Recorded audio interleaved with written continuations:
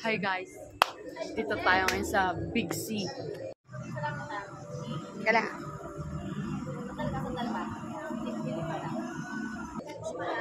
Coffee shop nung isang kasama namin. Itong mushroom chips. Sayang wala na akong money.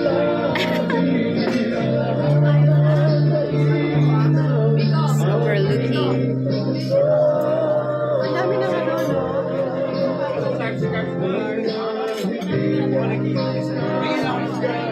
guys, tingnan nyo naman. View pa lang. Sulit na yung pagpunta dito. What if pag nagkape ba kayo? Ang ganda. Ganda, no? Grabe. Ay, na pong cellphone, hindi nakatingin. Puka nga dyan. Sige nga, kung masarap nga ang magkape. Sa panahon na napakainit, mas pipiliin mo pa rin magkape. Lalo na kapag ganyan yung view. Saan kayo nagpunta? Saan kayo galing? Galing Parang kami. pumuti kayo. Grabe guys, medyo na-enjoy namin yung pag-adventure papuntang Daraitan. First time namin sumakay sa bangka na nakatayo. Tapos hindi siya magalaw. Very balanced lang. Tapos 10 pesos lang yung pamasahe doon. Grabe. Yun yung kabuhayan ng mga tao doon. Meron nga doon nagbabal sa matanda na.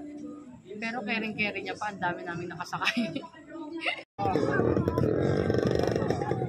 Pagpag po kayo, baka po kayo mahulog dyan, ha?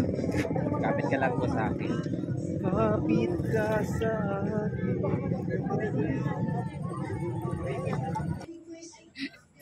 Ayun lang guys.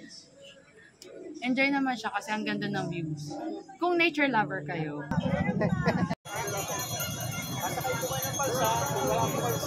May enjoy niya yung view. Kung hindi, okay lang. Ano bang meron doon? Meron kasi kaming dinalaw doon. Isang lokal siya na bagong bukas, inadapt.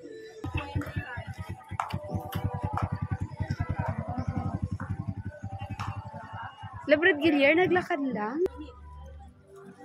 Hi! Sayang, Kamusta? gusto na sana sa mga Hi!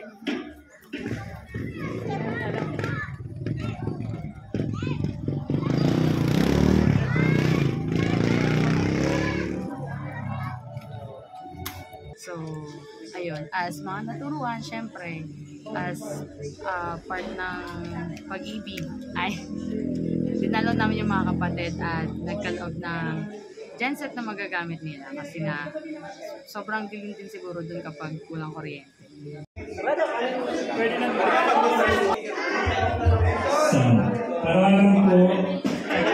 Tsaka, ayun, meron silang backup, lalo na kapag dumadalo, mga kapatid, para meron silang continuous na source ng power. Yun lang. Saya kasi yung mga kapatid doon accommodating. Tapos hindi namin na-expect nagluto din sila. Tapos may dala din kami. So ang dami namin pagkain.